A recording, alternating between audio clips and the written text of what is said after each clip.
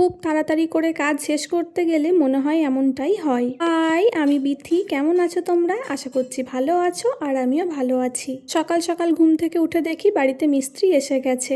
আর দেখো আমাদের রঙ্গন ফুল গাছটায় কত সুন্দর ফুল ফুটেছে। পুরো গাছ যেহেতু ঝাঁক ঝাঁক ফুলে ভরে আছে, তাই বাড়িতে প্রচুর প্রজাপতি আসছে। বাড়িতে কাজ হচ্ছে তা তো তোমরা জানোই। উঠোনটা তো যা ঠিক করাই হচ্ছে, এদিকে মন্দিরটাও তলায় অনেকটা বসে গেছে, তাই ওটাকেও এখন তোলা হবে। 4টে মানুষে তুলছে ঠিকই, কিন্তু ওদেরও অনেকটা খাটনি হয়ে যাচ্ছে।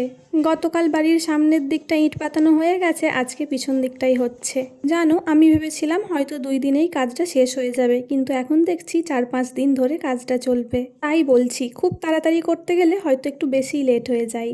আর বাড়িতে যখন মিস্ত্রি লাগে তখন শুধু ওদের না, আমাদেরও খাটনির শেষ থাকে না। ওরা এই গরমে কাজ করছে, তাই বারবার উঠে গিয়ে ওদের জল দেওয়া, খাবার বানানো, এগুলো তো করতেই হচ্ছে। আবার আগামী শনিবার যেহেতু জামাই ষষ্ঠী, তার জন্য জামা কাপড়গুলোও বড্ড তাড়াতাড়ি করে বানাতে হচ্ছে। এখন বলতে গেলে আমিও এক মহা বিপদে পড়েছি। সকালে উঠে থেকে কাজ আর শেষ হচ্ছে না।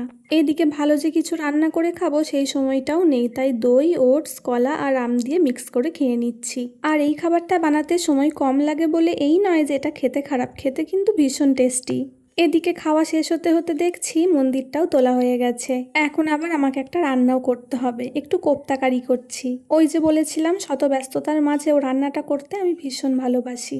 যাই হোক, আজকের মতো রান্না বান্না তো শেষ হলো। এখন স্নান করে চলে এসেছি, এখন আবার আমাকে মেশিনে কাজে বসতে হবে। আজকে তাহলে এখানেই শেষ করছি। বাই।